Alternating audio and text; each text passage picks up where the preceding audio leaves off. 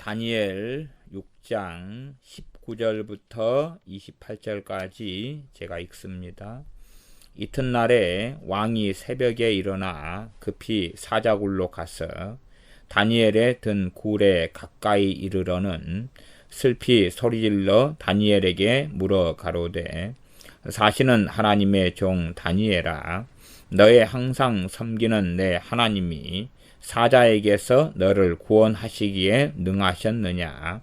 다니엘이 왕에게 고하되 왕이여 원컨대 왕은 만세 수를 하옵소서. 나의 하나님이 이미 그 천사를 보내어 사자들의 입을 봉하셨으므로 사자들이 나를 상해치 아니하였사오니 이는 나의 무죄함이 그 앞에 명백함이오며 또 왕이여 나는 왕의 앞에도 해를 끼치지 아니하였나이다. 왕이 심히 기뻐서 명하여 다니엘을 굴에서 올리라 하매 그들이 다니엘을 굴에서 올린즉 그 몸이 조금도 상하지 아니하였으니 이는 그가 자기 하나님을 의뢰함이었더라. 왕이 명을 내려 다니엘을 참소한 사람들을 끌어오게 하고 그들을 그 처자들과 함께 사자굴에 던져넣게 하였더니 그들이 굴 밑에 닿기 전에 사자가 곧 그들을 움켜서 그 뼈까지도 부셔뜨렸더라. 이에 다리오 왕이 온 땅에 있는 모든 백성과 나라들과 각 방언하는 자들에게 조서를 내려 가로되 원컨대 많은 평강이 너희에게 있을지어다. 내가 이제 조서를 내리노라. 내 나라 관할 아래 있는 사람들은 나 다니엘의 하나님 다 다니엘의 하나님 앞에서 떨며 두려워할지니 그는 사시는 하나님이시요 영원히 변치 않으실 자시며 그 나라는 망하지 아니할 것이요 그 권세는 무궁할 것이며 그는 구원도 하시며 건져내기도 하시며 하늘에서든지 땅에서든지 이적과 기적을 행하시는 자로서 다니엘을 구원하여 사자의 입에서 벗어나게 하셨음이니라 하였더라. 이 다니엘이 다리오 왕의 시대와 바사 사람 고레스 왕의 시대에 형통하였더라. 아멘. 다니엘 6장에서는 유명한 다니엘의 사자굴 사건이 나옵니다.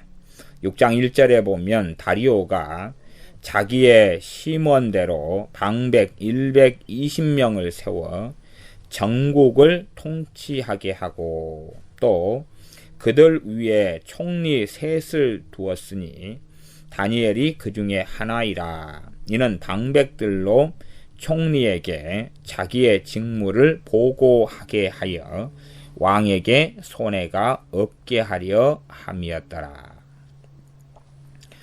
다리오 왕의 이야기가 나오고 이 다리오 왕은 다니엘 5장 31절에 보면 어떤 사람이냐 하면 메대 사람 다리오다 그렇게 나와 있습니다.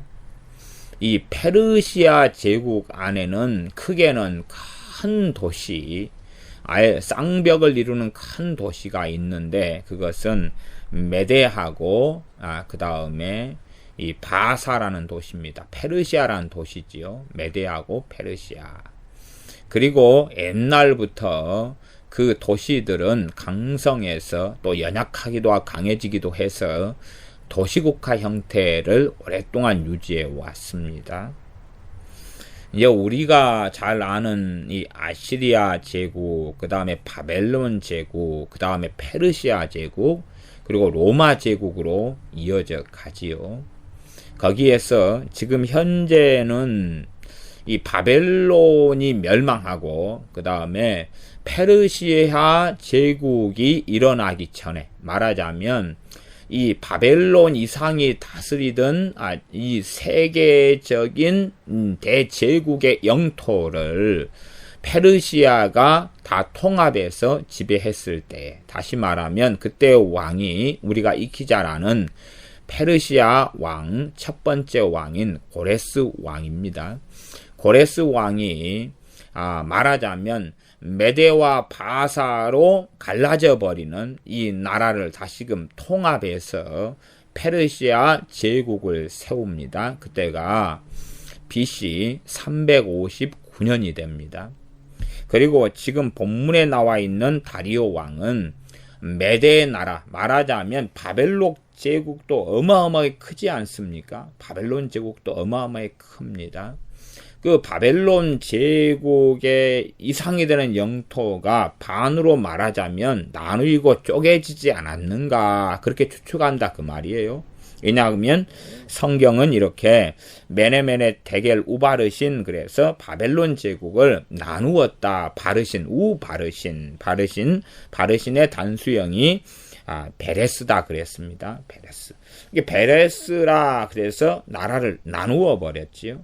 나누일 때에 이 바벨론 왕궁, 또 바벨론 도시를 정복하고 그 다음에 큰 영토를 가지게 된 왕이 어느 왕이었냐 하면 메델 사람 다리오 왕이었다 그 말입니다. 메델 사람 다리오 왕이었다. 이제 우리가 이 많은 서적과 자료를 볼 때에 성경을 근거로 해가지고 잘 봐야 됩니다. 제가 지난 시간에 이 벨사살 왕은 바벨론 왕의 마지막 왕이고, 벨사살 왕이 메데메네 데겔 우바르신, 그래서 그날 밤에 이 메데 사람 다리오가 다니엘 5장 31절요 죽였죠. 그 다음에 나라를 얻어요. 바벨론을 얻는다 그 말이에요. 거기에서 이제 얼마까지 반으로 그때 쪼개졌는지 아니면은 일단은 다 바벨론을 겉으로 볼 때는 다 얻었는지까지는 그렇게 불명확합니다.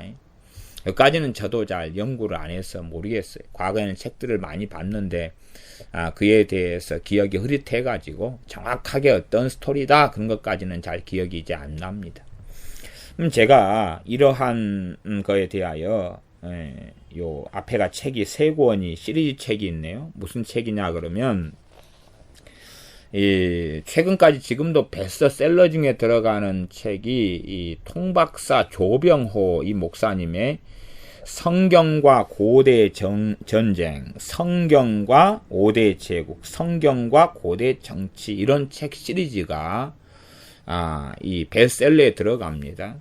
그러면은 이 벨사살 왕하고 고레스 왕 그리고 다리오 왕 이에 대한 내용을 제가 이 3권의 책이 다 내용이 중복이 되는데, 성경과 고대 전쟁, 성경과 5대 제국, 성경과 고대 정치, 그렇게 중복이 되는데, 여기 내용을 보면 내용이 많이 틀려요. 이게 성경 구절을 갖다 놓고 짜집기를 하고 역사서 책들을 좀 갖다가 짜집기를 했는데, 내용 자체를 저자도 유감스럽게 잘 모릅니다. 성경을 왜 이렇게 왜곡되게 말하면서 이런 책을 가지고 좀 틀린 내용을 이렇게 많이 쓰고 말하는지 참 좀 아이러니합니다. 이렇게 몇 부분만 이렇게 읽어보면, 예를 들어 제가 다니엘 1장 강의할 때에 포로 1차 바벨론 포로로 잡혀왔던 사람들은 많은 소년들이 잡혀왔는데, 그 가운데 하나님을 경외했던 소년이 이 다니엘을 포함한 4명이었다. 사드락 메삭 아벳느고에서 4명이었다. 그렇게 말씀을 했습니다. 그런데 요 성경과 고대 정치나 다른 책에도 내용이 중복돼 나오는데, 성경과 고대 정치 194페이지를 보면 예루살렘의 예만 들어도 제1차 포로로는 다니엘과 3명의 천재 소년들을 끌어갔으며, 갖고 4명만 포로 잡아갔다. 다른 책에도 이렇게 나오는데 이건 거짓말입니다. 성경 본문을 정확히 보면 아는데 왜 이렇게 이런 식의 이야기를 썼는지 모르겠어요. 근데 특별한 내용은 아닙니다. 다니엘과 3명의 소년들이 천재 소년이라는 걸 자기들이 어떻게 알아요? 그렇지 않아요.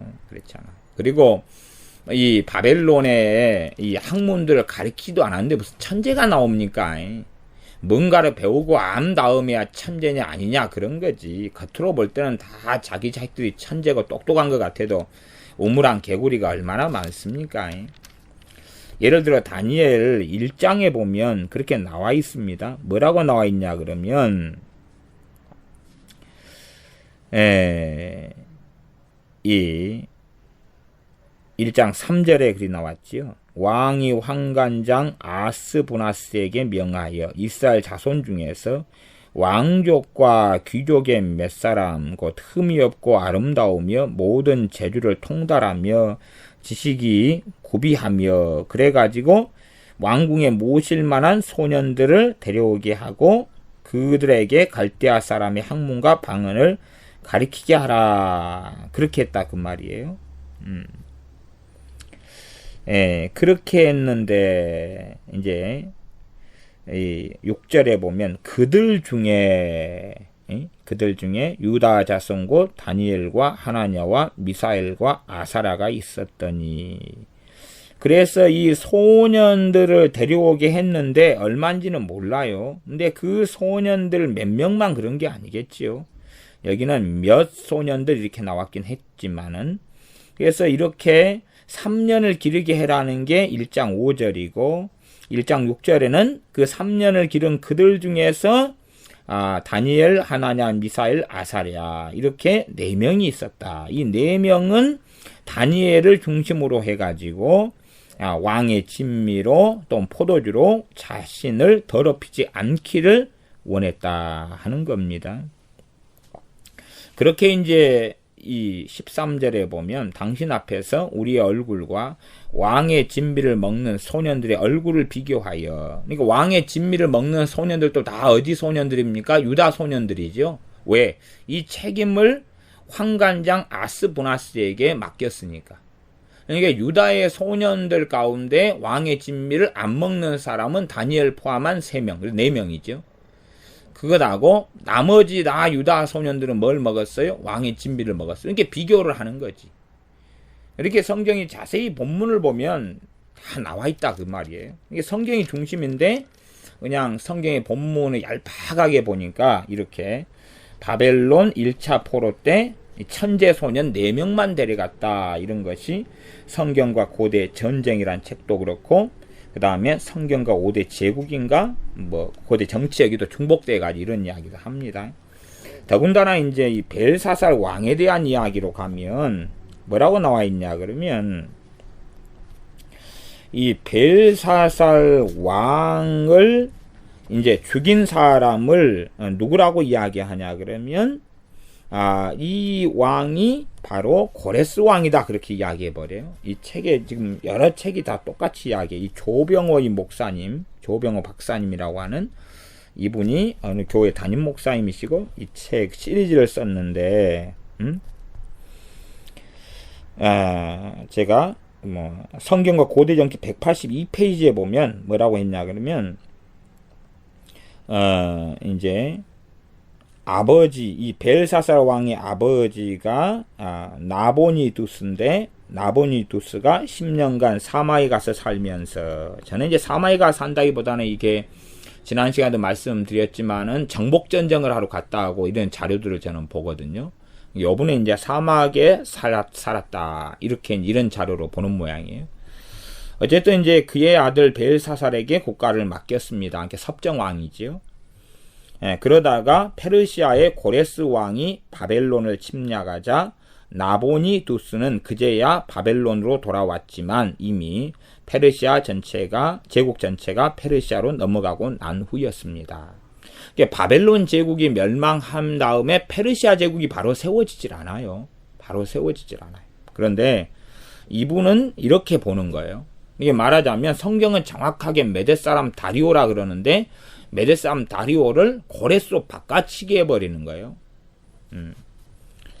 그래서 이 바벨론 제국 최후의 날이 왔는데 이 벨사살 왕이 다니엘을 불렀다. 그래가지고 그날 밤 벨사살 왕은 죽임을 당했고 바벨론은 페르시아 제국으로 넘어갔습니다. 페르시아 제국이 바로 되질 않아요. 그건 539년의 이야기, 539년의 이야기지 페르시아 제국으로 바로 탈바꿈하지 않는데 이분은 그러니까 이 다리오 왕을 뭘로 딴 걸로 바꿔치기 해야 돼요. 바꿔치기. 그렇게 돼야지 말이 되지요. 왜냐 그러면 이 다니엘 6장에 보면 6장 1절에는 다리오죠. 다리오가 나와요. 다리오가 이렇게 통치하고 이때 사자 사건이 나오고 사자 굴 사건이 나옵니다. 그 다음에 이제 7장 1절은 바벨론 왕 벨사살 원년 이렇게 벨사살 때 이야기가 나오고, 그 다음에 8장 1절에는 벨사살 왕 3년의 이상을 받다는 것이고, 그 다음에 9장 1절에는 다시 메대 족속 아하수에로의 아들, 성경에 있는 아하수에로 왕은 아닙니다. 이름을 동일하게 같이 많이 써서 그러는 거예요. 9장 1절에는 메대 족속 아하수에로의 아들 다리오가 갈대아 나라 왕으로 세움을 입던 원년에 그러잖아요. 그러니까 갈대아 나라 왕이 된 거예요. 갈대아 나라 왕. 이게 갈대아 나라를 일반적으로 페르시아라 그런 건 맞아요. 그까지는 맞아요. 그러나 페르시아 통합 제국은 누가 세운 겁니까? 고레스가 세운 거예요. 고레스가. 그래서 이 고레스하고 자꾸만 이렇게 섞어버리고 만다는 것입니다. 다음에 10장 1절로 가면 바사왕 고레스 3년에 그러잖아요.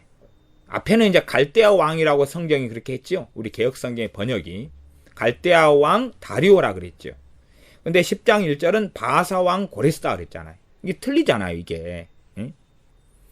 그 다음에 11장 1절로 가면 이 천사장 이제 가브리엘이 하는 이야기가 나오는데, 내가 또 메대 사람 다리오 원년에 일어나 그를 돕고 강하게 한 일이 있었느니라. 메대 사람 다리오 원년이다. 이렇게 정확하게 메대 사람인지 바사 사람인지 어디 사람인지 또 나라 이름도 정확히 이야기하잖아요, 성경이. 근데 이런 것을 가지고 정확히 안 보는 가운데 역사적인 이런 문헌들을 좀 짜집기 해가지고 이렇게 말하자면 좀 변개를 시켜버리면 상당히 곤란합니다. 이 책은 이 조병호 박사님의 성경과 고대 정치고, 이게 참 이런 책으로 성경을 파악하려고 보는 사람들은 스스로 혼잡하게 돼버리는, 혼잡하게. 차라리요, 그냥 성경에서 이렇게 5장에가 이 벨사살의 아버지가 이런 느부갓네살 왕이다 이런 식으로 나왔으면 그렇게 알아도 상관없어요. 별로 상관없어요. 성경에서 말씀하는 원래적인 의미는 그대로이기 때문에 그래요. 그대로이기 때문에. 이게 표현할 때에 당시에는 그런 식의 표현을 많이 쓴 거예요. 지금의 문화권하고 많이 다르게. 문화는 계속 바뀌어오고 전통도 많이 바뀌어오고 민족이나 나라에 따라서 각자가 갖는 문화가 틀리잖아요. 옷의 문화가 틀리고 식사 문화가 틀리고, 우리는 젓가락이고 숟가락이고 그러지만 다른 데는 포크고 나이프고 그러잖아요. 우리가 밥 먹을 때 서양은 주로 포크와 나이프를 가지고 있는데, 나이프는 식사용 칼이지요. 뭐 우리도 칼을 다 하나씩 놓고 밥을 먹는 한국 사람 있어요? 없잖아요. 부엌칼을 갖다 놓겠어요? 과도를 갖다 놓고 밥을 먹어요. 과도를 가지고 김치를 찍어 먹어요? 뭐 그러진 않을 거 아니에요. 이 성경과 고대 전쟁 책을, 얼마 전에 성경과 고대 정치였는데 고대 전쟁 책을 보면 어떻게 돼 있냐 그러면 이제 키루스 2세 가로해 놓고 고레스 129페이지입니다. 이 책에 제가 정확한 증거로 이야기해야 되니까, 물론 이 책에 대한 어떤 비난을 하고자 하는 게 아니에요. 이렇게 이런 성경과 고대 전쟁, 성경과 고대 정치, 성경과 5대 제국, 이런 책의 중심이다 그러면 고레스 사건이잖아요. 그 다음 성경에 나와 있는 사건이에요. 벨사살 사건, 느부갓네살 사건이에요. 근데 그런 것까지도 틀려버린다면 다른 건 얼마나 맞는 게 있겠냐 그 말이에요. 성경에 나와 있는 것까지도 틀린 이야기를 해버리면 다른 건 많이 틀리는 거예요. 근데 이런 게 베스트셀러가 돼버리면 미안한 이야기지만 좀 바보 같은 것이지요. 그러면 요 성경과 고대 전쟁 129페이지 보면 이렇게 되어 있습니다. 어쨌든 키루스 2세 고레스에게 바벨론이 함락된 것은 내분을 틈타 거의 전쟁다운 전쟁도 없이 해방자로 입성했기 때문에 바벨론 입장에서 어이없는 패배였다고 생각했던 것입니다. 좀 앞으로 가면 122페이지에 122페이지 키루스 2세가 가로에 가로 고레스 되어 있습니다. 고레스. 고레스는 바벨론의 내분을 최대한 이용하기 위해 즉시 바벨론으로 진격했습니다. 그런데 키루스 2세가 바벨론 성까지 가기 전에 이미 전쟁의 승패가 결정되었습니다. 이 바벨론 백성들이 바벨론 성의 성문을 활짝 열어놓고 키루스 2세 고레스를 해방자로 맞이한 것입니다. 페르시아의 군대가 바벨론 성 안으로 반 이상 들어갔을 때에도 궁전에서는 잔치를 벌이고 있느라 페르시아 군대가 쳐들어온 것조차 모르고 있었습니다. 다니엘 5장 1절 본문에 이제 적어놓습니다. 성경 본문. 벨사살 왕이 그의 귀족 1000명을 위하여 큰 잔치를 베풀고 그 1000명 앞에서 술을 마시니라. 바벨론 백성의 마음이 종교 문제로 이미 바벨론 왕에서 떠나 있었기 때문입니다. 바벨론을 점령한 키루스 2세 고레스는 곧바로 바벨론으로 끌려와 있던 모든 나라의 사람들을 각자 본국으로 모두 돌려보내는 정책을 펼쳤습니다. 지금 요때의 왕은 성경 본문이 정확하게 메대 사람 고레스고 다리오고 갈대아 왕이라고 나와 있잖아요. 근데 이렇게 이제 그냥 고레스로 바꿔버리는 거예요. 이게 참 이상하죠. 이런 책이 이상해요. 요런 걸 보고 맞다고 정신이 헬렐레 해가지고 보는 사람은 저는 좀 이런 사람들 좀 이상하게 봅니다. 이상하게 봐요. 이게 성경 이게 본문도 구절도 다 어그러져가지고 이걸 어떻게 하겠다는 건지 모르겠어요. 물론 또 사자굴 사건도 여기 좀 돼 있. 사자굴 사건은 어느 책에 있나? 사자굴 사건이 다니엘의 사자굴 사건 있잖아요. 그것도 또 이상한 소설을 좀 씁니다. 이렇게 이런 책은 참. 자, 제가 소설을 읽어줄게요. 성경과 고대 정치 190페이지, 191페이지에 나왔는데, 여기도 이제 이 메대 사람 다리오인데 이걸 전부 다 이 말을 탈바꿈해 버립니다. 이게 앞에는 책이 자꾸 지금 이 다리오 왕하고 고레스 왕을 섞어버리고 다리오 왕 건데 고레스 왕 거라고 해버리는 거죠. 그렇게 지금 내용을 쭉 써가지고 이제 보면 뭐라고 돼 있냐? 그럼 190페이지에 보면 이 바벨론 제국에서 제국의 행정가로 다니엘이 일하면서 당당했고 그 다음 페르시아 제국에서도 다니엘의 행보는 거침이 없었습니다. 바벨론 제국에 이어 페르시아 제국에서도 다니엘을 중용하려 하자. 지금 이게 6장 사건에가 나오잖아요. 다니엘을 총리로 세웠다. 3명의 총리 가운데 하나로 다니엘을 세웠다 그러지요. 그 다음에 6장 1절 2절에 나오는 거예요. 방백 120명을 세우고 전국 통치하게 하고 그들 위에 총리 셋을 세웠는데 그중 한 명이 다니엘이다는 겁니다. 그래가지고 이걸 페르시아 제국으로 말을 바꿔버려요. 이 책에서는 성경 고대정기 190페이지에서는 페르시아 제국, 이게 페르시아 제국 이때 아니거든요. 페르시아 제국은 누가 세워요? 고레스가 세우는 거예요. 고레스가. 이때는 다리오 때예요. 다리오 때. 그러니까 두 나라로 찢어져 갈라져 있었을 때다 그 말이에요. 말하자면 페르시아 제국의 고위 공직자 몇몇이 다니엘에 관해 A4 용지 수천 페이지를 쌓아놓고 뒷조사를 실시했습니다. 이 일에 전문가들이 밤을 새워 다니엘에 관한 서류를 다 뒤졌는데 흠도 못 잡았습니다. 요즘으로 치면 인사청문회였다. 그래갖고 다니엘에 관한 약점을 찾기 위해 그렇게 애를 썼는데 아무것도 찾을 수 없게 되자 페르시아 고위 공직자들은 마지막 방법으로 함정을 받습니다. 왜? 하나님께 예루살렘 향하여 하루에 3번 창문 열고 기도하는 것.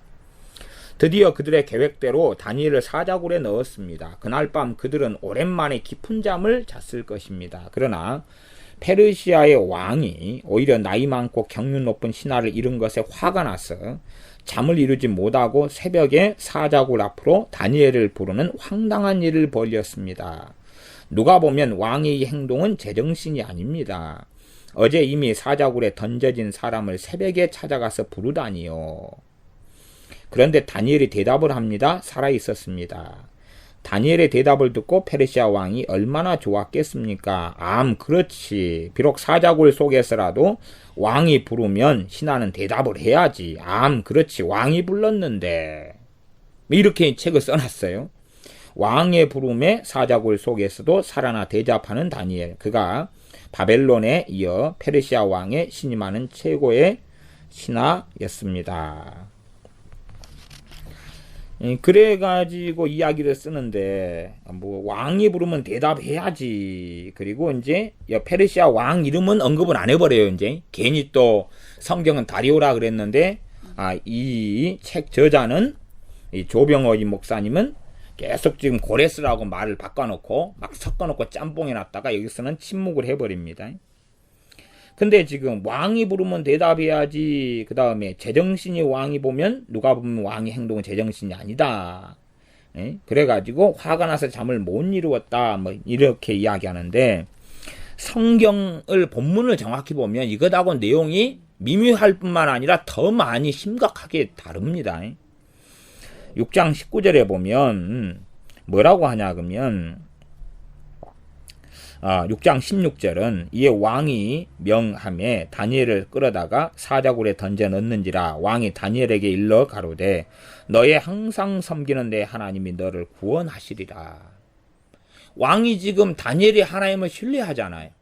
그러지 정신 나간 일과 행동을 벌이는 게 아니에요.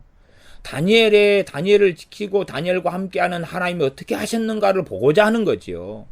또한 그런 하나님을 지금 이 왕이 신뢰하고 있는 거예요. 다리오 왕이. 16절에 이제 넘어가서 이제 18절에 보면 왕이 궁에 돌아가서는 밤이 맞도록 금식하고, 그러니까 화가 나서 잠을 이루지 못하는 것하고는 지금 틀려요. 이게 성경을 이건 어그러뜨린 거예요. 그런 게 아니라 밤이 맞도록 금식해요. 금식했다는 이야기는 누구 앞에 구했다는 이야기겠어요? 하나님께 구했다는 이야기. 그냥 단순하게 화가 나가지고 잠을 못 이룬 게 아니에요. 그 앞에 기약을 그치고 침수를 패하니라. 잠은 안 잤어요. 그 다음에 19절에 이튿날에 왕이 새벽에 일어나 급히 사자굴에 가서, 왜 새벽에 사자굴에 가냐 그러면 그렇게 이제 왕명으로 시행한 것의 기한이 그 다음날 되면 이제 끝이니까 그런 거죠. 그래서 일찍이 간 거예요. 밤은 넘겨야 되니까. 넘기지 않으면 왕명으로 했던 것을 어기게 되는 거니까. 그래서 사자굴에 막아놨던 돌을 그때 새벽에는 치울 수 있다 그런 말이에요. 일찍이 가서. 20절 다니엘의 든 굴에 가까이 이르러는 슬피 소리질러 다니엘에게 물어 가로되. 죽었을까봐 슬피하는 거죠. 사실은 하나님의 종 다니엘아, 너의 항상 섬기는 내 하나님이 사자에게서 너를 구원하시기에 능하셨느냐라고 묻는 거죠. 그때 다니엘이 대답합니다. 왕이여 고하되 왕이여 원컨대 왕은 만세수를 하옵소서. 나의 하나님이 이미 그 천사를 보내어 사자들의 입을 봉하셨으므로 사자들이 나를 상해치 아니하여 싸우니 이는 나의 무죄함이 그 앞에 명백함이오며 또 왕이여 나는 왕의 앞에도 해를 끼치지 아니하였나이다. 정말로 경건하고 정말 놀라운 이야기입니다. 근데 유감스럽게 이 목사님은 다니엘아 그럼 부르니까 그렇지, 비록 사자굴 속에서라도 왕이 부르면 신하는 대답을 해야지.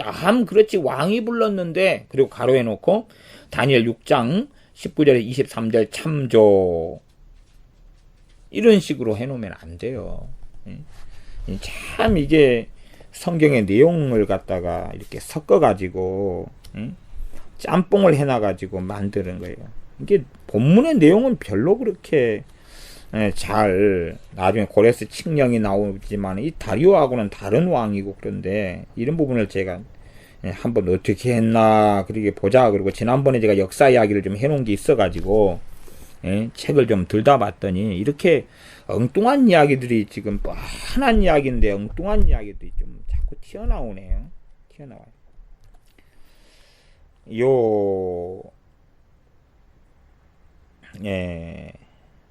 하여튼 좀 역사적인 이야기들을 막 갖다가 그냥 소설 민담을 갖다가 좀 짬뽕해가지고 설화들을 갖다가 짬뽕해서 막 이렇게 섞어가지고 이렇게 놔뒀어요.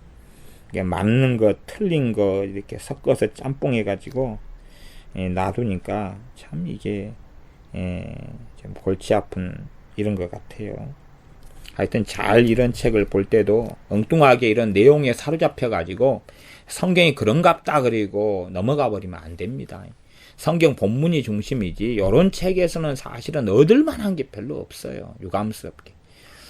성경 다니엘 6장 본문을 보겠습니다. 그래서 이 메대 사람 다리오가 이 바벨론 제국을 멸망시키고, 결국 바벨론 제국의 수도가 바벨론이죠. 그걸 멸망시키고 그 다음에 왕이 됩니다. 그때가 몇 살입니까? 62살 때다. 이렇게 이 다니엘 5장 31절에 나옵니다. 그러니까 62살 때니까 이 고레스하고는 전혀 연배도 안 맞고 틀릴 때의 이야기입니다. 그래서 6장 1절에 다리오가 자기의 심원대로 방백 120명을 세워가지고 전국을 통치하게 했다. 또 그들 위에 총리 셋을 두었다. 다니엘이 그 중에 하나다. 이는 방백들로 총리에게 자기의 직무를 보고하게 하여 왕에게 손해가 없게 하려 함이었더라. 그러니 조병호 박사님 저런 분은 성경과 5대 제국이나 성경과 고대 정치나 성경과 고대 전쟁 이런 책에서 그냥 바벨론 제국에서 바로 페르시아 제국으로 넘어가 버렸다 이런 식의 설명을 하고 그렇게 사용하는데 그건 절대 그런 게 아닙니다. 이 말을 막 섞어가지고 이렇게 짬뽕이가 나오는데 그런 게 아닙니다. 이 전에 다니엘 앞에 볼 때 다니엘이 느부갓네살 왕에 대해서 큰 신상에 대한 그것이 나왔죠. 그게 다니엘 2장에 나온 거죠. 큰 신상에 대한 거. 그래가지고 그에 대한 것을 하나님이 보여준 게 나오지 않습니까? 그러면은 그 신상에서도 어떤 이제 것이냐 그러면 2장을 좀 넘어가면 2장에 보면 4개의 나라에 대한 꿈이다 그 말이에요. 4개의 나라에 대한 꿈. 그래서 39절 다니엘 2장 39절부터 나오죠. 왕의 후에 왕만 못한 다른 나라가 일어난다 그 말이에요. 왕보다 못한 다른 나라가 하나 일어나고, 그치요? 그 다음에 셋째로는, 그러니까 첫 번째가 왕의 나라죠. 느부갓네살 왕 대제국 바벨론 느부갓네살 왕의 나라고, 두 번째가 왕보다 못한 다른 나라고. 그 다음에 셋째로 일어난 나라가 녹 같은 나라가 일어난다. 녹 같은 나라가. 그 다음에 넷째 나라는 강하기가 철 같은데 철은 빻고 부서뜨리는데 그 발과 발가락 얼마가 진흙이고 철인 걸 봤다. 그러니 그 나라가 나누인다. 철과 진흙이 섞인 걸 보았으니 그 나라가 철의 든든함이 있다. 그래가지고 이제 하나님의 한 나라까지 이렇게 이야기해요. 나중에는 여기가 어디까지 나오냐 그러면 결국은 로마 제국까지 이렇게 나와 있는 그런 걸 보지요. 그러면은 바로 그냥 바로 바벨론에서 그 다음에 페르시아 로마로 가버리면 총 몇 나라밖에 안 돼요? 3나라밖에 안 되잖아요. 지금 여기 4나라가 나와 있는데 예를 들어 그러니까 그냥 이렇게 성경을 자의적으로 자꾸만 제가 학문하는 사람들이 참 무서운 걸 이야기했잖아요. 저는 이런 성경을 중심으로 해가지고 정확하게 체계를 잡아서 봐야지 어설픈 고대 설화 민담 자료 막 이런 걸 갖다가 짬뽕해가지고 성경을 그걸로 저런 지식을 알며 성경을 깊이 있게 알 것처럼 이렇게 하는 것이 참 무서운 이야기입니다. 이게 저런 걸 보면 오히려 성경을 이상하게 해석을 하고 생각을 해버리는 거예요. 저런 걸 볼 때 되면 성경 본문을 기준으로 해가지고 정확히 살펴야 되지 그냥 인용하는 성경 구절들에 살짝 넘어가 버리면 곤란한 것입니다. 저런 책이 참 틀린 게 많은 저런 책이 베스트셀러였다는 것 자체가 제가 생각할 때는 좀 코미디라고 생각해요. 그만큼 믿는 사람들이 이런 지식이 없고 배경 지식이나 아니면 성경을 제대로 모르니까 저런 책을 보고 틀린 걸 찾아낼 수 있는 게 아니라 열렬히 환호한다고 생각해요. 이렇게 성경이 이 벨사살 왕 다음에 이를 죽이고 이 나라를 얻은 이 메대 사람 다리오가 나라를 얻은 이 나라 정확하게는 성경 이야기 안 합니다. 근데 갈대아 왕 다리오라고 나오는 거죠. 갈대아 왕 다리오하고 그 다음에 이제 나중에 이 페르시아 바사 왕 고레스는 다른 사람이라고 다니엘서에서 계속 이야기하는데도 이런 걸 짬뽕해가지고 같은 사람으로 만들어버리면 어떻게 하지 않는 이야기예요, 이게. 그러니까 큰일 날 것입니다. 어쨌든 이제 성경의 본문의 핵심대로 따라가는 게 중요한 거예요. 역사에, 성경에 나온 역사가 그 어떤 세계에 나와 있는 역사보다 정확한 뿌리고 근원입니다. 하나님 말씀만이 옳은 거지. 물론 그 가운데 난해한 부분도 있고 좀 헛갈리는 부분도 있고 또 후대에 기록되기를 미묘하게 나이나 이런 것들이 약간은 차이점이 있는 것들은 실상은 존재합니다. 그러나 그런 것 가지고 변론과 논증과 미혹이나 의심 속에 들어가서는 곤란한 것이지요.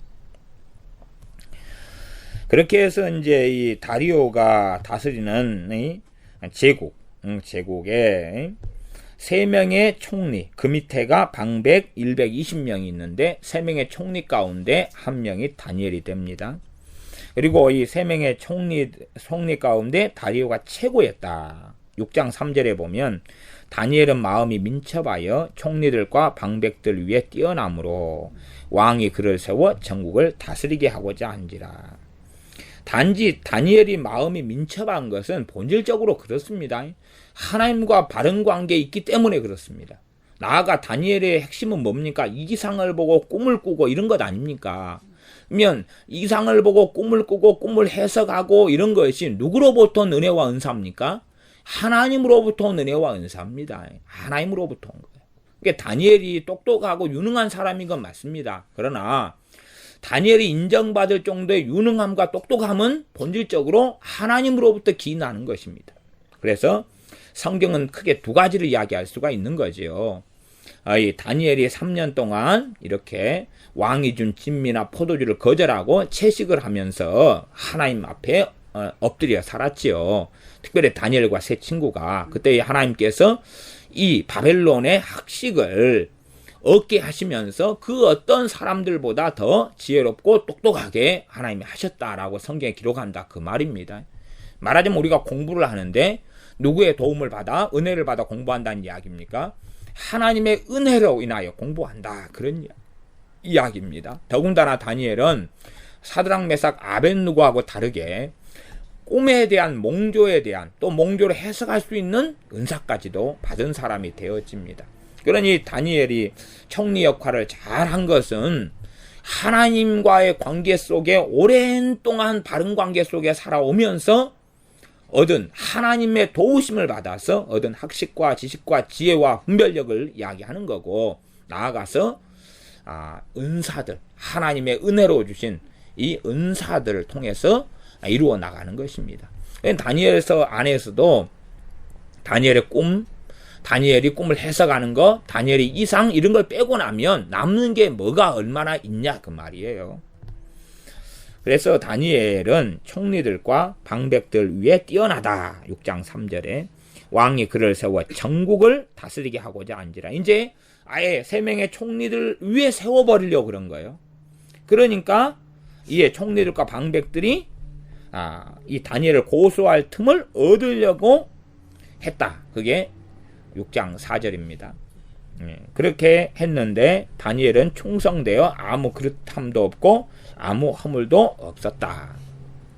물론 다니엘이 섬긴 이 왕 다리오 왕은 하나님을 경외하는 사람도 아니고 하나님을 섬긴 사람도 아닙니다. 우상을 섬긴 그런 왕이지요. 그러나 다니엘은 충성되게 섬겼다, 그 말이에요. 그렇게 하면서 이 다리오 왕에게 선한 영향력을 끼쳐 간 것입니다. 선한 영향력. 그러나 본질적으로 이 총리들과 방백들이 다리오 왕한테 뭐라고 이야기합니까? 이 7절에 보면 나라의 모든 총리와 수령과 방백과 모사와 관원이 의논하고, 이게 다니엘 혼자의 어떤 의견으로는 이것을 어떻게 할 수가 없는 거예요. 왕에게 한 율법을 세우며 한 금령을 정하실 것을 구하려 하였는데 왕이여 곧 이제부터 30일 동안에 누구든지 왕 외에 어느 신에게나 사람에게 무엇을 구하면 사자굴에 던져놓기로 한 것입니다. 그러니까 왕도 이 자기 혼자 통치 못하니까 이들이 연합회가 신하들이 해버리면 어떻게 못하는 부분도 있다는 거예요. 그러나 그럼에도 불구하고 왕은 절대 통치권을 가지고 있는 거예요. 근데 정말로 다니엘을 사랑하고 좋아하긴 하지만 다니엘이 섬기는 하나님에 대해서는 이가 무지한 거예요. 그러니까 다니엘의 신앙과 믿음에 대해서는 무지하니까 잘못된 조서, 잘못된 이런 금령을 왕이 세워버리고 만다는 사실이에요. 30일 동안. 그냥 뭐 다니엘이 하나의 종교 생활을 하지, 그런 종교는 다 가지고 있어. 그러나 다니엘의 종교는 좀 특별한 종교지 절대적인 게 아니야. 다니엘이 섬기는 하나님은 특별하긴 한 것 같은데 그것은 다른 신들도 그러지 않겠어? 다니엘이 섬기는 하나님이 절대적인 주권자이며 오직 한 분이신 하나님이셔 하는 것까지는 왕이 이르지 못했다, 그 말인 거죠. 예, 6장 8절에 보면 그런즉 왕이여 원컨대 금령을 세우시고 그 조서에 어인을 찍어서 메대와 바사에 변개치 아니하는 규례를 따라 그것을 다시 고치지 못하게 하옵소서. 주로 이 페르시아 중심에는 도시국가가 과거엔 두 군데다 그랬어요. 많은 도시국가가 있는데 그 중에 핵심은 메대와 바사지요. 그러니까 메대와 바사에서 만들어지는 규율과 아니면 법률 같은 게 다른 도시국가에도 샘플이 되어 왔을 거 아니에요. 그 샘플, 그 특성 중에 하나가 뭐냐 그러면 메데라는 도시국가, 그 다음에 바사라는 도시국가가 어떤 왕이 이런 금령을 발표하면 그것은 왕조차도 어길 수 없다, 그 말이에요. 그런 것이 이 메대와 바사에 변치 않는 규례를 따라서 그런 말로 나옵니다. 이런 것은 나중에 그 에스더서에도 나오는 그런 본문, 비슷한 본문이 있습니다. 그래서 다시 고치지 못하게 하옵소서. 취소가 안 된다, 그 말이에요. 그러니까 왕은 어버버 해가지고 큰 생각 없이 그래 그렇게 뭐 하지 뭐 30일인데 그렇게 가볍게 생각했다가 자기가 가장 아끼는 신하 다니엘을 잃게 돼버리고 맙니다. 그래서 결국은 6장 9절에 이에 다리오 왕이 조서에 어인을 찍어 금령을 내니라. 이게 사인은, 최종적인 사인은 왕이 하는 거예요. 왕이. 6장 10절 다니엘이 조서에 어인이 찍힌 것을 알고도 어인이 찍혔어요. 이걸 알아요. 알아도 그래도 자기 집에 돌아가서는 그 방에 예루살렘으로 향하여 열린 창에서 전에 행하던 대로 하루 3번씩 무릎을 꿇고 기도하며 그 하나님께 감사하였더라. 다니엘의 기도 생활의 핵심은 뭐냐 하면 하나님께 감사하는 기도가 핵심이었다고 나와요. 이게 사람들은 다니엘의 중보기도 막 이런 환상에 많이 잡히는데 다니엘의 중보기도는 그렇게 생각으로 특별한 게 없습니다. 생각으로 특별한 게 없어요. 이게 여러분이 뒤에 있는 본문들의 다니엘의 기도를 천천히 살펴보시면 생각으로 이렇게 특별한 게 아니에요. 특별한 게 아니에요. 뭐 다니엘의 중보기도를 통하여서 나라가 엎어지고 뒤집어지고 포로에서 해방되고 그런 게 아닙니다. 그런 게 아니에요. 그러니까 그런 부분을 잘 살펴야 되지 너무 과도하게 다니엘의 기도, 특별히 중보기도에 대해서 오버해가지고 말씀을 넘어가는 일이 생기면 안 됩니다. 이 3번을 기도할 때 예루살렘을 향하여 기도했어요. 그건 다니엘 자기의 믿음인 거예요. 그러지 어떤 사람들이 이걸 따라서 예루살렘 방향으로 막 기도하고 성경엔 그런 게 없습니다. 이건 다니엘이 그냥 가진 믿음이에요. 가진 믿음. 그러니까 이런 양상은 절대적인 게 아닌 거예요. 상대적인 거예요. 각 사람은 이렇게도 믿고 저렇게도 믿어요. 절대적인 성경의 표준 하에서 말하자면 유도리가 있는 부분이 있다 그런 말이에요. 그런데 어리석은 사람들은 지금 이 극단적인 사람들, 이런 사람들 예루살렘 방향으로 이제 또 기도하는 이런 사람들이 간간히 있더라고요. 그래서 참 사람들이 제정신이 아니구나. 그럼 예루살렘 방향으로 기도하면 응답을 받고 더 많이 받고 예루살렘 방향으로 안 하면 안 받는 거예요. 북한 방향으로 기도하거나 저기 태평양 방향으로 기도하면 안 되는 거예요. 제주도 방향으로 기도하면 안 되는 거예요. 일본 방향으로 기도하면 안 되는 거예요. 참 이상한 사람들이 많습니다. 하나님께 3번씩 무릎을 꿇고 기도하며 그 하나님께 감사하였더라. 감사할 환경은 안 되잖아요. 이제 목숨이 걸려버린 상황인 거예요. 목숨이 걸려버리고 죽을 위기 속에 들어간 상황입니다. 더군다나 사자굴에 산채로 던져져서 산채로 사자들이 물어뜯어 죽여버리는 상황으로 가는 거예요. 그런데 하나님께 감사하고 있는 거예요. 이 감사를 드리려면 마음의 평안이 없지는 가능하지 않아요. 억지로는 가능하지 않을 거예요. 억지로는. 정말로 믿음이 있어야 가능한 거예요. 정말로 믿음이 있는 사람은 감사할 수 있어요.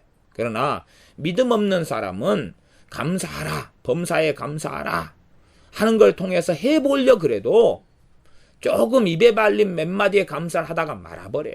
이게 많은 예수님 믿는 사람들의 감사는 어디에서 멈추냐 그러면 좋은 일, 감사할 만한 일, 기뻐할 만한 일, 그거에 대한 잠깐의 감사에 멈춰버려요. 추수감사절, 맥주감사절, 막 부활절 감사, 잠깐의 그냥 형식적인 관례적인 것은 멈춰버려요. 그러나 다니엘 선지자, 이 하나님의 사람 다니엘은 기도의 핵심이 뭐였냐 하면 감사했다는 거예요. 뭘 아뢰고 구하고 달라 그러고 이게 핵심은 사실은 아니었어요. 우리가 사도 바울의 기도들을 신약성경, 특별히 사도 바울 서신들을 쫙 살펴보면 계속 나오는 반복적인 말은 감사한다. 하나님께 감사한다. 쉬지 않고 너희 때문에 하나님께 감사하고 있다. 이것이 반복되어 나옵니다.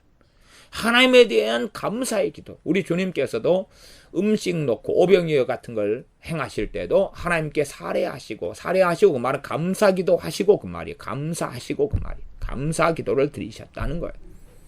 형식적이고 관습적이고 관례적인 감사가 아니라 진정으로 믿음 가운데 나오는 감사. 그러니 많은 믿는 사람들이 믿음 가운데 행하는 감사를 배운다면 참으로 놀라운 열매를 삶 가운데 거둘 수 있을 거다 하는 이야기입니다. 11절 그 무리들이 모여서 다니엘이 자기 하나님 앞에 기도하며 간구하는 것을 발견하고 이에 그들이 나와서 왕의 금령에 대하여 왕께 아뢰되 그러면서 이 다니엘이 왕의 금령을 어겼습니다. 12절 하반절 끝머리 메대와 바사의 병개치 아니하는 규례대로 된 것이니라. 왜 메대와 바사의 병개치 않는 규례를 언급했을까요? 왜냐하면 어떤 면에서는 혁명 국가이기 때문에 그런 거예요. 이게 말하자면 역사성이 없잖아요. 그 역사성을 메대와 바사의 규례를 따라서 이어가자 그런 거예요. 이렇게 왕한테 빼도 박도 못하게 만드는 거지요. 그러지 이제 지금 말하자면 신생왕국이잖아요. 신생왕국이.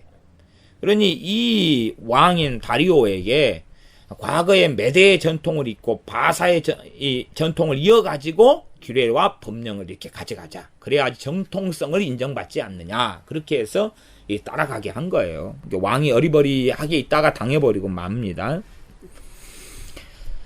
그래서 13절 다니엘 선지자를 고소합니다. 그들이 왕 앞에서 대답하여 가로되 왕이여 사로잡혀온 유다 자손 중에 그 다니엘이 왕과 왕의 어인이 찍힌 금령을 돌아보지 아니하고 하루에 3번씩 기도하나이다.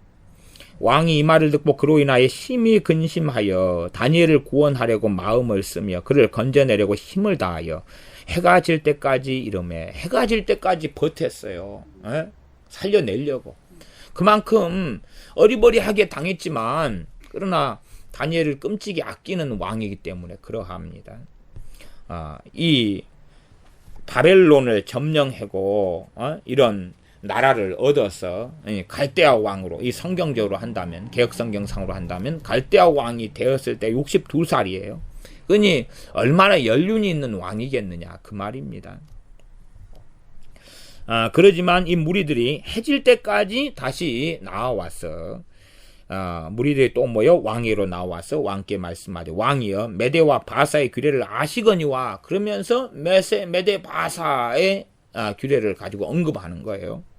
왜냐하면 모든 근처의 근동의 도시국가들이 다 메대와 바사의 규례를 따라서 영향을 받고 그렇게 해왔으니까 왕의 세우신 금령과 법도는 번개하지 못할 것이니다. 못 변한다 그런 거예요. 아니 변화시킬 수 있잖아요. 있는데 메대와 바사라고 그냥 시비를 걸고 계속 들어가니까 왕도 어떻게 못하는 거예요.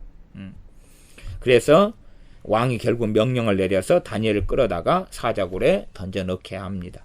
그러면서 왕이 다니엘에게 16절에 일러 가로되 너의 항상 섬기는 내 하나님이 너를 구원하시리라 그럽니다. 그러나 물론 이러면서 이제 해질 때 이런 일이 벌어지죠.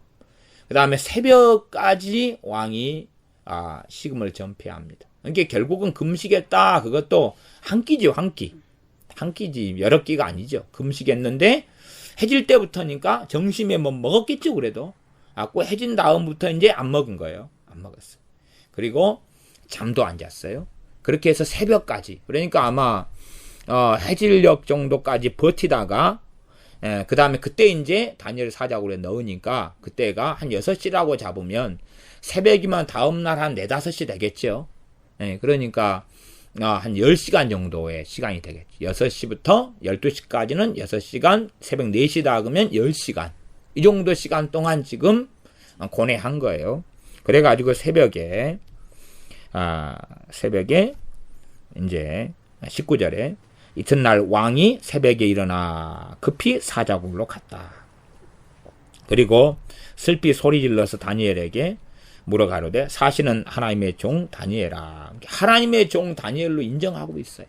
그만큼 다니엘이 이방국가 이방나라에 살면서도 정말로 다니엘이 살아가는 정치 인생, 다니엘의 총리 인생, 다니엘의 삶 자체가 하나님과 무관한 삶을 산 게 아니에요. 우리의 직장생활 자체가 하나님과 무관한 삶이 되면 안 돼요. 우리의 가정생활의 자체가 하나님과 무관한 삶이 되면 안 돼요. 우리가 어디 이사 간다, 하나님과 무관한 이사가 되면 안 돼요. 우리가 직장을 구한다, 그건 무관한 게 되면 안 돼요. 우리가 무엇을 행할 때에 그 모든 일이 하나님 앞에서 행하는 일이 되어져야 되는 거예요. 예배 따로, 생활 따로, 말씀 따로, 가정생활 따로, 믿음 따로, 직장생활 따로, 그렇게 되면 안 된다는 거예요. 직장생활이나 가정에서 내 마음대로 선택하고 결정하고 정해놓고 그러면서 문제만 꼬아지고 문제만 일어나면 하나님 도와주세요. 왜 이렇게 어려움을 당합니까? 그렇게 가면 안 된다는 겁니다. 오히려 정말로 이런 삶은 어려운 삶이겠지만 다니엘처럼 하나님을 경외하기 때문에 하나님을 섬기기 때문에 당하는 고난이 그것이 영광이 되는 고난이다, 그런 말이에요. 그러나 많은 믿는 사람들은 자초한 고난 속에 삽니다. 죄로 인한 고난, 혈기로 인한 고난, 잘못 선택하고 잘못 살아왔던 삶이 계속 이어져 가지고 생기는 고난. 그 속에 살면서 하나님을 탓하거나 하나님을 원망하는 경우들이 아주 많다는 것입니다. 그러나 그런 식으로 꼬아놓고 비꼬아 가지고 내 마음대로 선택하고 결정하고 그래서 이것을 어떻게 처리할 수 있느냐? 그럴 수 없다는 것이죠. 우리의 자녀다 그러면 자녀의 인성이, 자녀의 인격이 하루아침에 만들어지지 않지 않습니까? 어릴 때부터 바르게 양육되지 않으면 비꼬아지고 기괴하게 되고 잘못되고 이상하게 되어지는 거예요.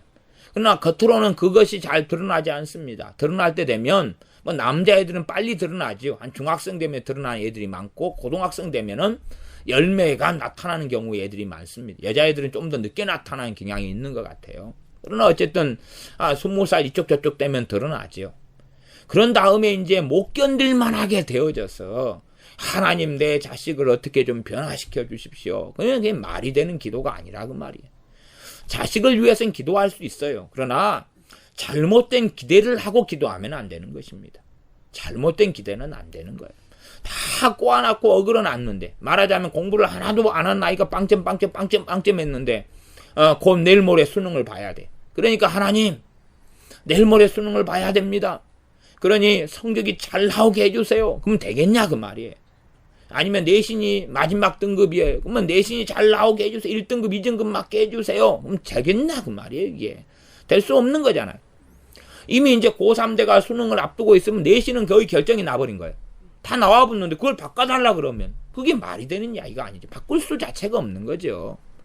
차라리 조금이라도 바꾸려면 고등학교 때 얼른 중퇴를 해버리고 그 다음에 검정고시를 봐버리면 낫겠죠. 검정고시 점수로 이제 내신을 받아버릴 수는 방법은 있겠죠. 그러나 계속 학교를 다니면서 빵점 맞은 애가 그런 애가 내신이 꼴등급이 나왔는데 1등급, 2등급을 하나님 해주세요. 그러면 될 수도 없고, 공부 안 한 애가 이번 수능 잘 맞게 해주세요. 그러면 될 수가 없다 그런 말이죠. 그런 거 있잖아요. 그것보다 더 심각한 것은 잘못된 인성, 잘못된 인격이 형성되고 만들어진 애를 하나님, 이제는 못돼 먹은 열매가 이제 드러나고 나타나는군요. 그러면서 잘 키운 것처럼 하나님 바르게 만들어 주세요. 그러면 안 된다 그런 것이죠. 그것은 이제 자녀가 자신을 변화시키는 머나먼 여정과 길을 걸어가야 한다는 사실이에요. 강파한 것만큼 하나님 앞에 설 수가 없을 것이고, 강파하고 악한 것만큼 하나님의 진노가 있으며 하나님의 은혜와 긍휼이 없는 인생을 살 수밖에 없고, 하나님께 마음이 부드럽고 겸비하고 겸손하고 하나님의 은혜를 구하는 사람이라면 그 하나님의 은혜가 그 자녀에게 있게 되겠죠. 그러면서 더 그 사람은 더 변화되어 가는 길을 걸어갈 겁니다. 가진 자는 더 가지게 되고 없는 자는 그 있는 것도 빼앗기리라 하는 주님의 말씀대로 이루어져 가는 것입니다. 다니엘 선지자는 왕에게 그렇게 떳떳하게 이야기합니다. 22절 하반절에 보면 나의 무죄함이 명백합니다. 왕이여 나는 왕의 앞에도 해를 끼치지 아니하였나이다. 물론 이 왕이 다니엘을 끔찍이 아끼기도 했지만, 그러나 왕이 살아가는 건 하나님을 경외하는 삶은 아니에요. 그러나 불신자와의 관계 속에서 다니엘 선지자는 하나님을 경외하며 하나님을 섬기는 하나님의 사람이라고 인정을 받습니다. 이런 불신자들이 이 다니엘이 선지자인지 아닌지 어찌 압니까? 그런 건 모릅니다.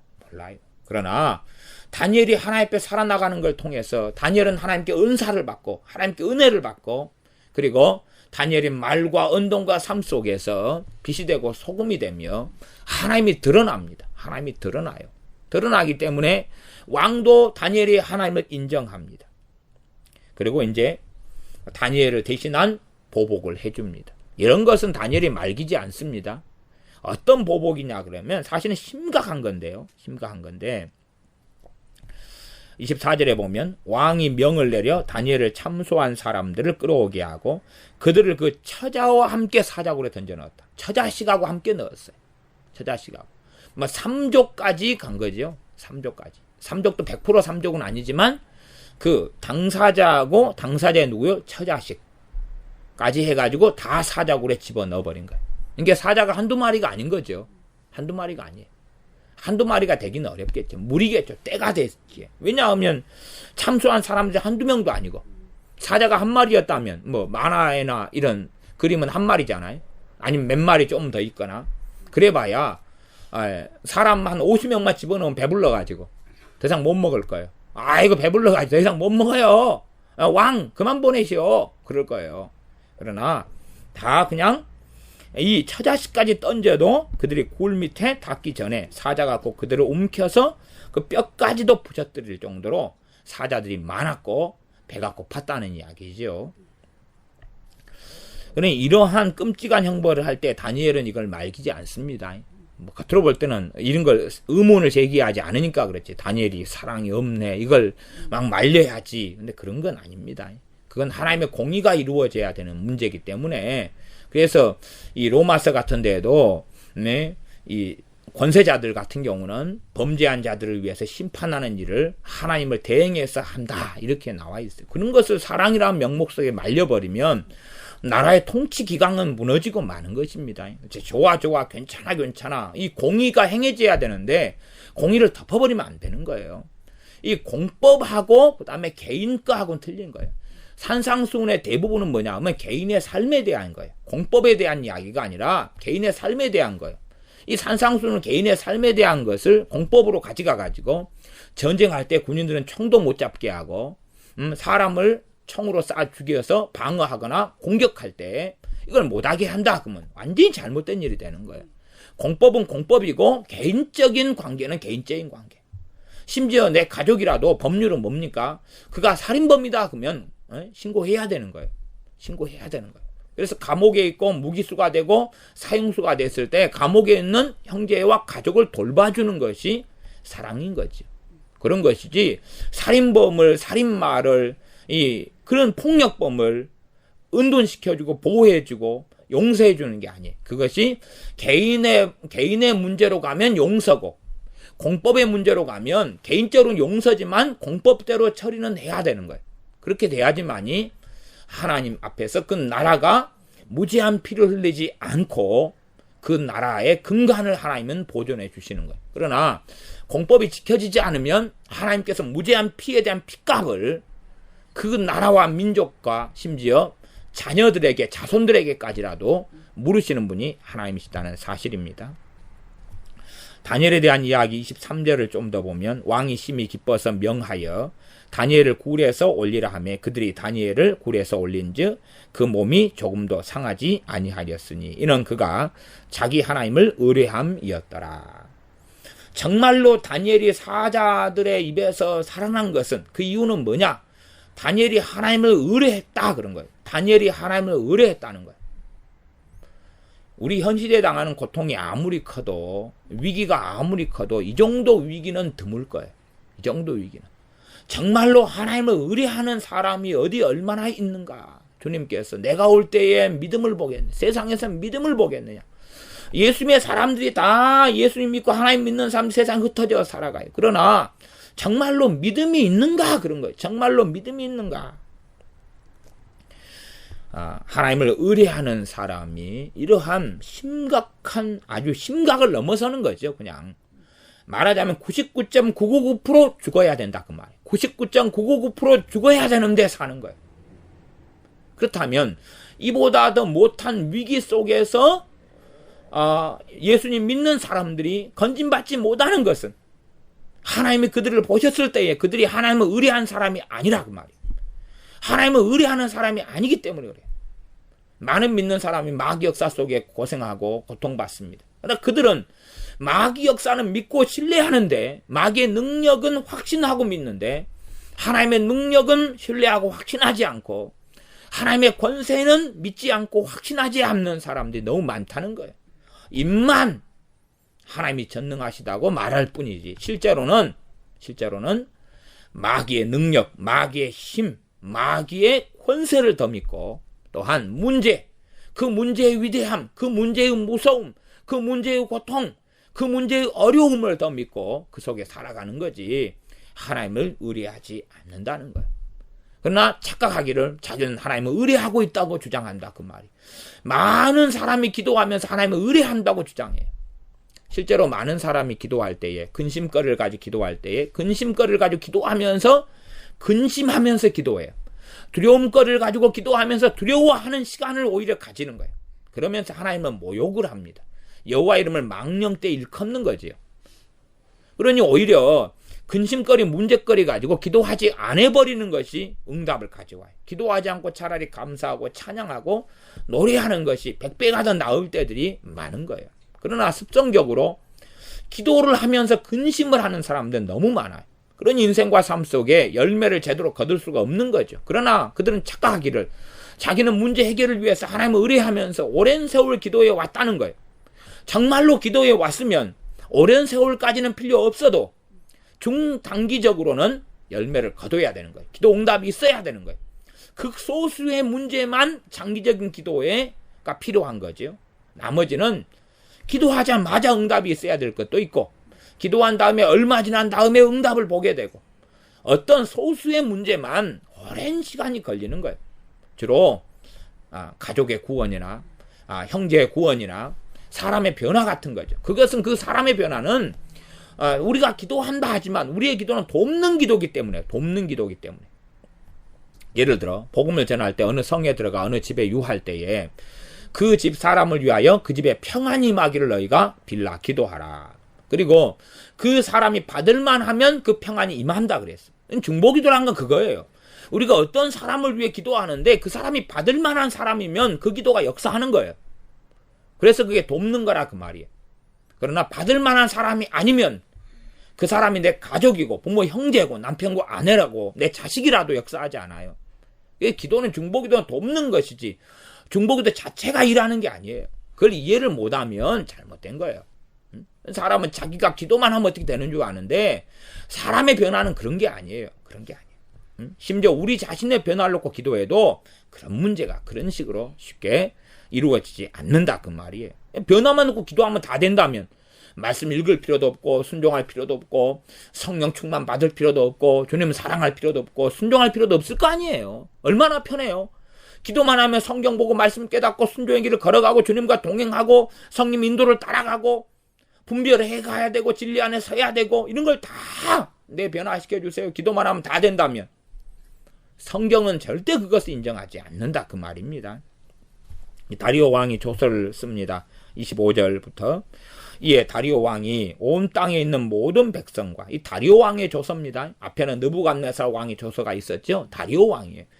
나중에 고레스 왕의 조서까지는 안 나옵니다만은 물론 다른 데는 다른 성경에는 나옵니다. 그래서 느부갓네살 왕, 그 다음에 벨사살 왕, 그 다음 다리오 왕, 그 다음에 고레스 왕 이런 왕이 한 4명의 왕이 여기에는 등장합니다. 다니엘서에는 다리오 왕이 온 땅에 있는 모든 백성과 나라들과 각 방언하는 자들에게 그러면 나라들이다 그 말은 이 다리오 왕이 갈대아 나라의 왕이 됐죠. 그 나라의 왕이 된 다음에 거기에 속국으로 있는 나라들이 많아요. 속국으로 있는 나라가 많아요. 예를 들어서 바벨론 제국이다 그러면 바벨론 제국의 속국으로 어디가 있었냐 페르시아가 있었다 그 말이에요. 페르시아가 지금으로 한다면 바벨론 제국 같은 경우는 이런 이라크가 되고 페르시아 제국은 이란 땅이 돼요. 물론 그 땅보다 영토가 훨씬 더 넓지요. 그 다음에 이제 티그리스 유프라테스 강이 있다 그러면은 티그리스 강과 유프라테스 강을 하나씩 이제 아수르하고 그다음에 바벨론이 차지하고 있어요. 그래가지고 티그리스 강을 중심으로 해서 제국이 일어나고 그다음에 유프라테스 강을 중심으로 제국이 일어나는 것이 아수르 제국하고 바벨론 제국이 되어져. 그다음에 이제 페르시아는 조금 이렇게 그게 약간 떨어져 있죠. 조서를 내리기를 그 안에 속국들과 통치를 받는 관할을 받는 나라들을 포함했어요. 각 방언하는 자들에게 조서를 내리기를 원컨대 많은 평강이 너에게 있을지어다. 그 다음에 26절 이게 원컨대 많은 평강이 너에게 있을지어다. 이것도 신약에도 이런 표현이 쓰여지죠. 계속 이어지는 표현입니다. 그지? 우리식으로 있기를 원하노라도 괜찮아요. 근데 있기를 기도하옵나이 평강이 너에게 있기를 기도하옵나이다. 그건 안 되는 거예요. 그건 그지요? 그런 식의 문제가 아닌 거예요. 자 26절 내가 이제 조서를 내리노라. 내 나라 관할 아래에 있는 사람들은 다 다니엘이 하나님 앞에서 떨며 두려워할지니 그는 사시는 하나님이시요 영원히 변치 아니하실 자시며. 그럼 다니엘에게 영광을 돌립니까? 하나님께 영광을 돌립니까? 다리오 왕이요? 하나님께 영광을 돌리고 있어요. 다니엘이 아니에요.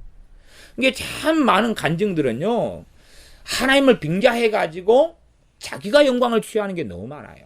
하나님을 빙자해가지고 자기 영광을 취해요. 목회자들도 설교를 통해서 자기가 하나님의 영광을 가르치는 경우가 참 많습니다. 그러나 이 다리오 왕은 정신이 똑바로 박혀가지고 다니엘의 신앙을 찬양하는 것도 아니고 다니엘의 충성을 찬양하는 것도 아니고 다니엘의 신실함을 찬양하는 것도 아니에요. 다니엘의 깨끗함 청렴함을 이야기하는 것도 아니에요. 다니엘의 하나님을 이야기하는 거예요. 그 하나님을. 그러니까 다니엘은 지금 사라지고 없잖아요. 이게 정상적인 사람이에요. 다니엘은 총리고 높은 사람이고 왕의 충성스러운 최고의 신하인데도 왕의 눈에 누가 사라지는 거예요? 다니엘이 사라지는 거예요. 지금 사자굴에 건져내는 사건은 누구만 드러나 버리는 거예요? 하나님이 드러나 버리는 거예요. 하나님이.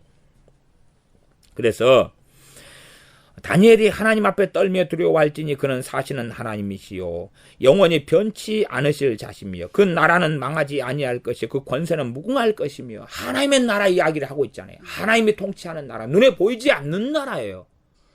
당대의 이 바벨론, 그 앞에 아시리아, 그 다음에 이어지는 메데 바사 나라, 그 다음에 이 페르시아 제국, 로마 제국, 이런 제국들이 아무리 이루어져도 보이지 않는 하나님의 나라는 영원히 있어 왔다 그 말이에요.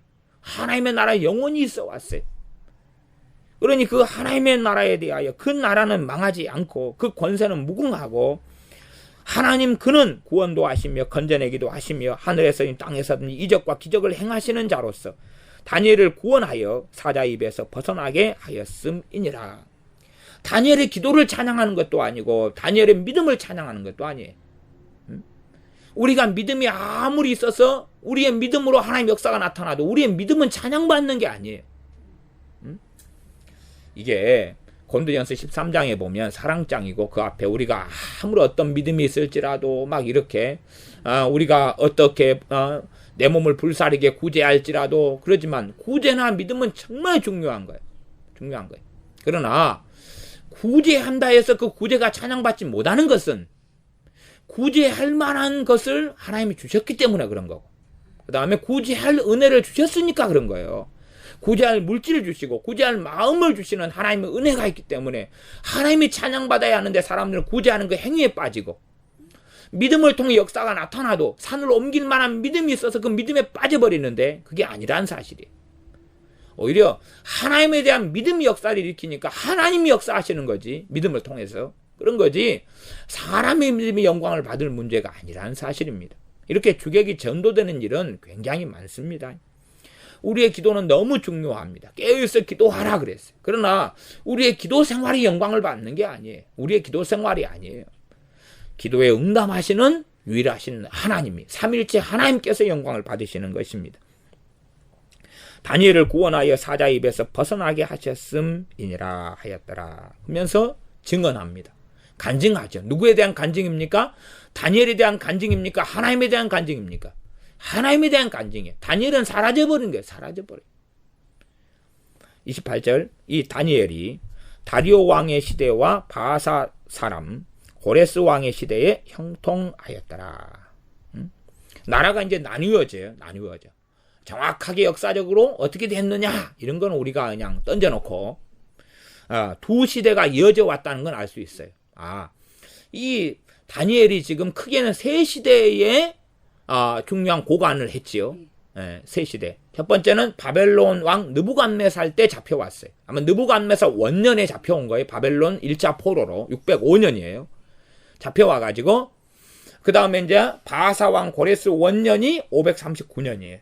이게 그때까지도 이 다니엘이 형통했다는, 그 사이에가 어느 시대가 있냐 그러면 이 다리오 왕의 시대가 있었다 그 말. 다리오 왕의 시대가, 나라 이름을 뭐라고 붙이든 간에 느부갓네살 왕의 시대, 그 다음에 다리오 왕의 시대. 그때는 이제 바벨론은 멸망해 버리고 맙니다.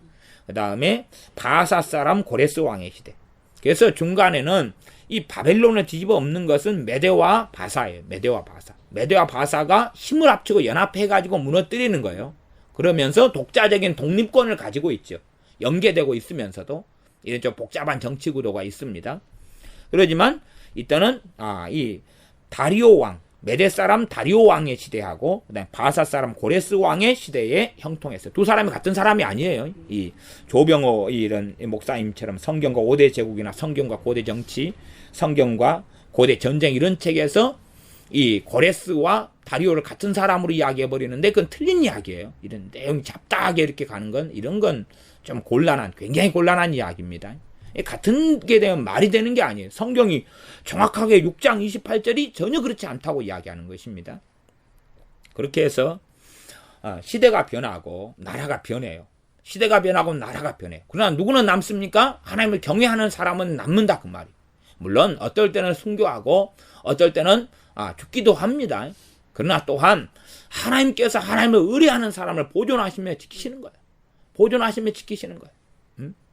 의인의 죽음을 하나님께서는 정말 귀하게 보십니다. 그들은 그들대로 영광을 얻겠지. 그러나 일반적으로는 정말로 하나님을 의뢰하는 사람들은 시대가 바뀌고 환경이 바뀌고 나라가 바뀌고 처지가 바뀌어도 하나님이 그들을 보존하시며 세우신다는 사실입니다. 그러므로 이 다니엘이라는 하나님의 사람이 형통할 수 있었던 것은, 다리오 왕의 시대, 바사 사람 고레스 왕의 시대에 형통할 수 있었던 것은, 물론 사자굴 사건도 있고 그렇습니다. 그러나 그러면서 그의 믿음은 하나님만 의뢰했고 더 튼튼하게 굳건하게 서서 하나님을 영화롭게 하는 삶을 살았다는 사실입니다. 기도하겠습니다. 아버지 하나님, 우리는 작은 고난에도 슬퍼하며 절망하며 탄식합니다. 그러나 하나님의 사람 다니엘을 볼 때에 그가 사자굴에 들어가 비참한 죽음을 앞둠에도 불구하고, 또한 30일만 기도하지 않아도 괜찮을 터인데 그럼에도 불구하고 하나님께 간절히 간구하며 기도하며 감사드리는 그의 믿음과 그의 기도 생활을 봅니다. 나아가 정말로 진실하게 사자굴에 던져지는 상황에서도 그는 하나님을 의뢰하고 하나님을 신뢰하는 데서 후퇴하지 않는 백전불굴의 믿음의 사람이오매 우리가 이러한 믿음의 사람이 되어지도록 믿음의 여정을 한 걸음 한 걸음 걷게 하여 주시옵소서. 이러한 다니엘이 나오기까지 10대 때부터 하나님을 의뢰하고 의지하여 이 오랜 여정의 시간들을 통해서 이 노년의 다니엘이란 하나님의 사람이 그럼에도 하나님을 경외하고 하나님 앞에 섰던 것처럼 우리의 인생과 삶도 하나님 앞에 바르고 올바르게 서도록 한 걸음 한 걸음 한 걸음 꾸준한 믿음의 길과 여정을 걷게 하여 주시옵소서. 그리하여 우리는 무명한 사람으로 역사의 무대에 사라져버리고 우리의 걸었던 길과 우리의 가정과 직장생활과 대인관계와 삶을 통하여 사람들이 볼 때에 우리가 섬기는 하나님만이 남게 하여 주시옵소서. 예수님의 이름으로 기도하옵나이다. 아멘.